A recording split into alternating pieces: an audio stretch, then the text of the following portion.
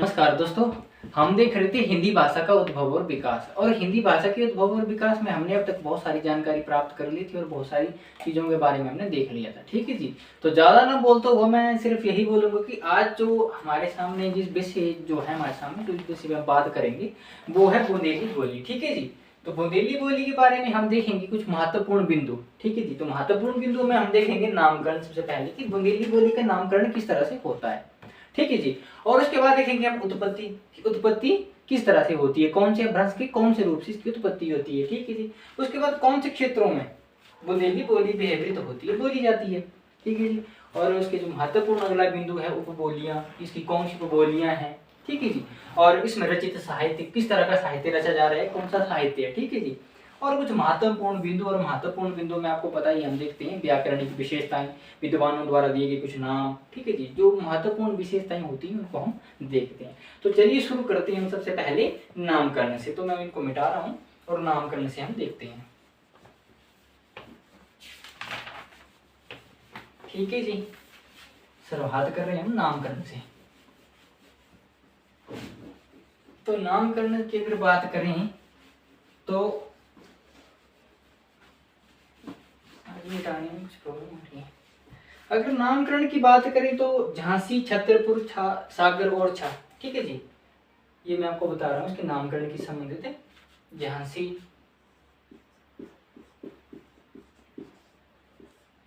झांसी है आपका। ठीक है जी, सागर,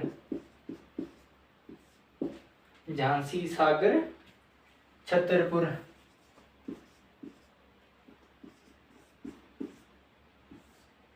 और छा आदि क्षेत्र। ठीक है जी, झांसी, सागर, छतरपुर और छा के आसपास का जो क्षेत्र था, के आसपास, ये आसपास का क्षेत्र,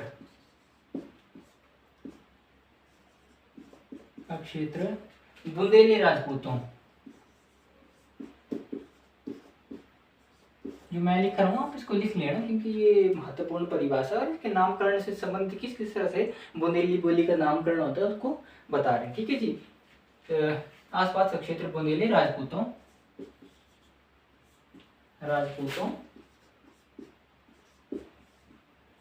बुंदेली राजपूतों की प्रमुखता के कारण। ठीक है जी, बुंदेली राजपूत थे, उनकी प्रमुखता के कारण, बुंदेली राजपूतों की प्रमुखता के कारण, मुक्ता के कारण। ठीक है जी, बुंदेलखंड कहलाया, बुंदेलखंड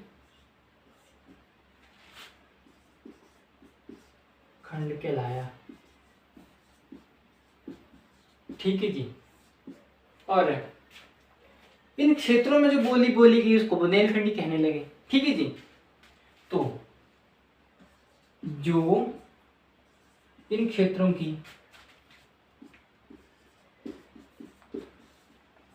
बोली थी, की बोली बुंदेलखंडी कहलाई।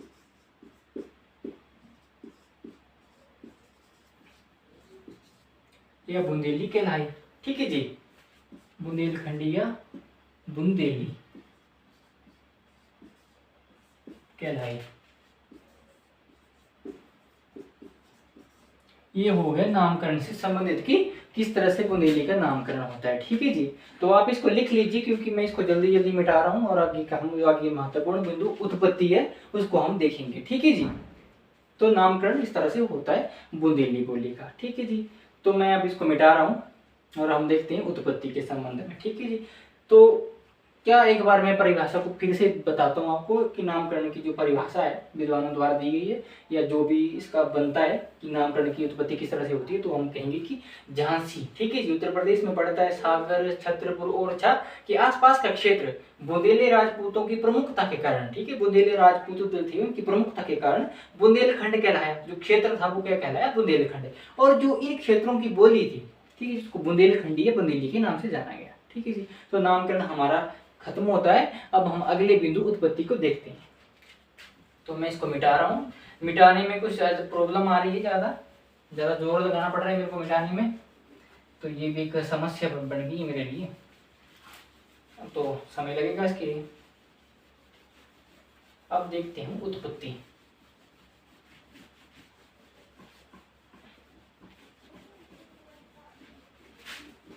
ठीक है जी। अगर उत्पत्ति की बात करूं मैं, तो उत्पत्ति हम देखते हैं कि उत्पत्ति किससे होती है, तो अपभ्रंश के सौरसेनी रूप से होती है। ठीक है जी, अपभ्रंश के सौरसेनी रूप से,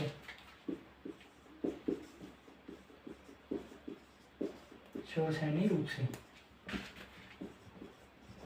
आप पहली वीडियो देख सकते हैं, जो पिछली वीडियो में जो मैंने उत्पत्ति के संबंध में कि हिंदी की भाषा किस तरह से उत्पत्ति होती है, कौन कौन सी बोलियां, कौन से अपभ्रंश के रूपों से उत्पत्ति होती है। तो जो बुंदेली बोली है वो अपभ्रंश के सौरसेनी रूप से निकलती है, और इसकी जो वो भाषा थी, ठीक है, इसकी जो वो भाषा थी वो थी पश्चिमी हिंदी, उपभाषा पश्चिमी हिंदी।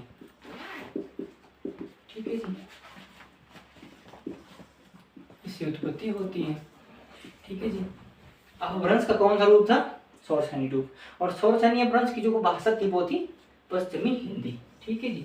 और पश्चिमी हिंदी से किसका विकास हुआ, फिर बुंदेली का, बुंदेली से निकली है। ठीक है जी। पश्चिमी हिंदी से आपको पता ही होगा, हमने पिछली वीडियो में देख लिया कि 5 बोलियों की उत्पत्ति होती है। ठीक है जी। तो अब हम आगे देखते हैं, हम आगे जो हमारा महत्वपूर्ण बिंदु है वो है क्षेत्र, कि कौन कौन से क्षेत्र हैं भारत के जहाँ पे बुंदेली बोली जाती है। ठीक है जी। क्षेत्र, क्षेत्र की बात करें तो सबसे पहले हमारे पास झांसी आ जाता है, झांसी है, जालौन है। ठीक है जी, जालौन है, सागर है हमारे पास, ओरछा है, और भी बहुत सारे क्षेत्र हैं जहाँ पे जो है वो बुंदेली बोली जाती है। ठीक है जी। हमीरपुर है, छतरपुर है, ग्वालियर है। ठीक है जी। और कौन कौन से क्षेत्र हैं, हमीरपुर, एक हमीरपुर हिमाचल प्रदेश का जिला भी है। ठीक है, तो हमीरपुर ये मध्य प्रदेश या यूपी शायद उनका जिला भी है, इतना मुझे जानकारी नहीं है इस चीज़ की। ठीक है जी, हमीरपुर। और हमीरपुर के बाद अगर बात करें तो ग्वालियर है,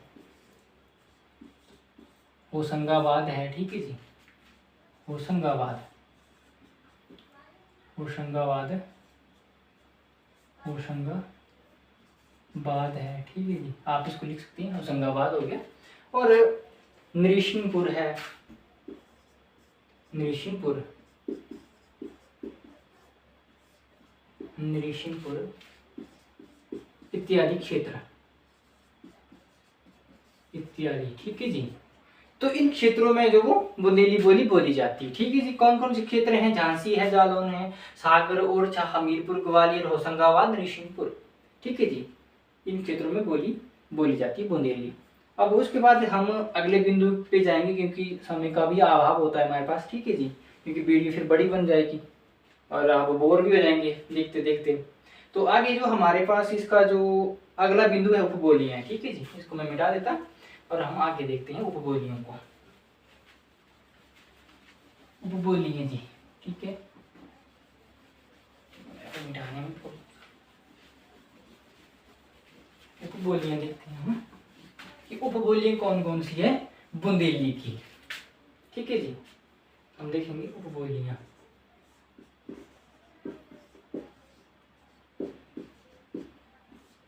ठीक है जी। तो उपबोलियों में अगर बात करें हम तो पंवारी है, लुधानती है। ठीक है जी, आल्हा, कुंडरिनी, भट्टा इत्यादि बोलियां। ठीक है जी, पंवारी है, पंवारी, लुधानती, निभट्ठा है,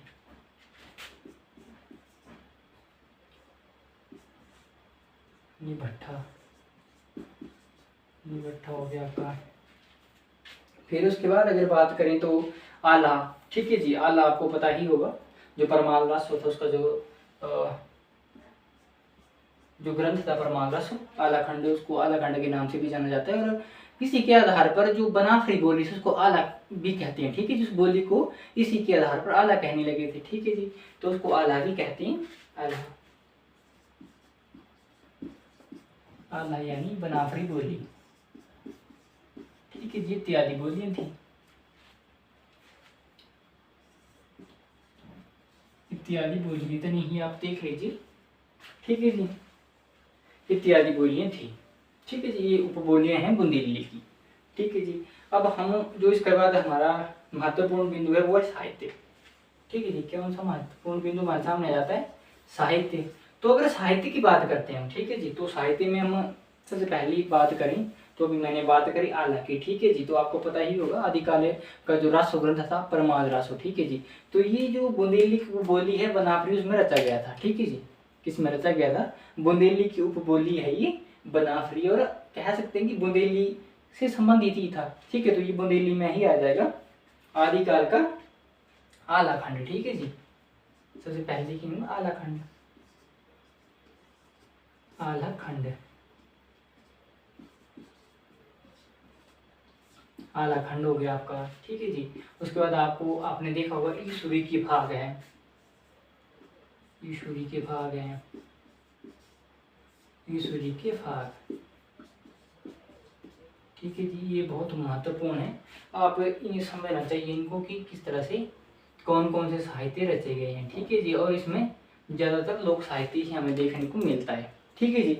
तो आप देख सकते हैं आलाखंड में, ठीक है जी, साहित्य में आलाखंड हमारे सामने, आलाखंड यानी कि परमार्थ रासो आदिकाल का जो ग्रंथ उसको ही आलाखंड के नाम से जाना जाता है। तो आलाखंड किस तरह से नामकरण हुआ और इसको आलाखंड क्यों कहने लगे, इसके संबंध में हम जब हिंदी साहित्य के इतिहास पढ़ेंगे तो उसमें हम इस संबंध में चर्चा कर लेंगे, ठीक है जी। सूर्य के भाग भी बुंदेली का ही एक महत्वपूर्ण, जो बुंदेली साहित्य उसका महत्वपूर्ण अंग है, ठीक है जी।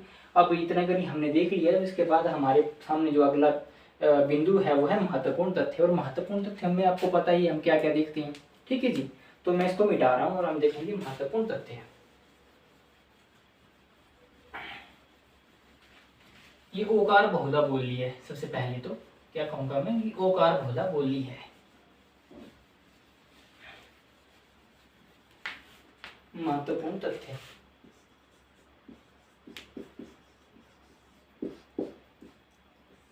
महत्वपूर्ण तथ्य, और महत्वपूर्ण तथ्य में हम सबसे पहले कहूंगा ओकार बहुधा बोली है,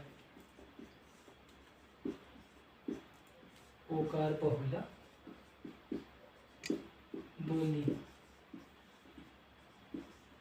ठीक है जी। सबसे पहला जो हमारा तथ्य था वो था ओकार बहुधा बोली, ठीक है जी। और इसके बाद हम कुछ व्याकरणिक विशेषण देखेंगे। तो व्याकरणिक विशेषतों की अगर बात करें तो ड के स्थान पर र हो जाता है, ये ड होता है, ड के स्थान पर नुक्ता नहीं लगाएंगे क्योंकि नुक्ता तो बहुत बात की देन है, ठीक है जी। आपको पता होगा कि जो नुक्ता लगता है ना नीचे, ठीक है जी, ये कब से शुरुआत होती है इसकी आपको पता होगा। एक शिव प्रसाद सितारे हिंद थे, ठीक है जी, ये फारसी में लगता है, ठीक है, इस तरह का क के बीच में लगता है, ख के बीच में लगता है, ठीक है जी, इस तरह का। तो ये बहुत बाद की देन है। शिव प्रसाद सितारे हिंद भारतीय हिंदू के गुरु थे, वो साहित्यिक गुरु, आपको पता होगा, जब आधुनिक काल में आते हैं तो तब जाके वो नुक्ते का प्रयोग होता था, ठीक है जी। वैसे ड के नीचे नुक्ता नहीं लगता है, ये उत्क्षिप्त व्यंजन होते हैं, ठीक है जी। तो ड के स्थान पर र का प्रयोग, र का प्रयोग। जैसे अगर कुछ उदाहरण हम देखें, जैसे लड़की, ठीक है जी, मैंने बोला लड़की या लड़का, तो वो लड़की बोलेंगे, क्या बोलेंगे, ल के स्थान पर र आ जाएगा, लड़का, लड़का, लड़की, ठीक है। इस तरह से ड से संबंधित जितने भी पढ़ते हैं, जैसे पड़ा, परी, ऐसे से हो जाता है उनका, ठीक है जी, पड़ा, परा, उल्टा सीधा ही, ठीक है जी। तो क्योंकि जैसे हम जो आज हिंदी बोलते हैं वो है खड़ी बोली, ठीक है जी। अब जो बुंदेली है, ठीक है जी, वो तो उनकी अपनी क्षेत्र की बोली है, भाषा है, ठीक है जी। तो उनमें वो अपनी उस तरह की स्थानीयता आती है, ठीक है जी। जब वो इस तरह से लड़का लड़की जब वो प्रयोग करते हैं इन शब्दों का, तो उनमें अपनी एक रसात्मकता आती है, ठीक है। जब हम इनको बोलते हैं तो हमसे एक तो बोला नहीं जाएगा, अगर बोलते हैं तो उस पर हमें एक आत्मीयता नहीं प्रकट होगी हमारी, ठीक है जी। अब हम आगे कुछ